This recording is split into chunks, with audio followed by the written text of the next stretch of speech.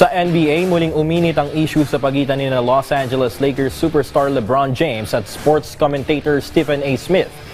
Nagsimula ito nang komprontahin ni James si Stephen A. sa laro ng Lakers kontra sa New York Knicks noong Pebrero.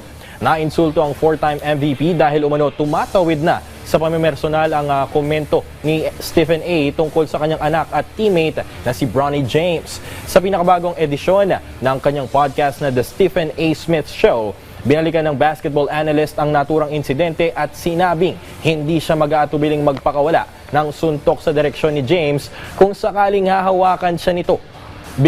Bilang tugon naman, tila pinagtatawanan lamang ng NBA all-time scoring leader ang mga patutsyada ni Smith.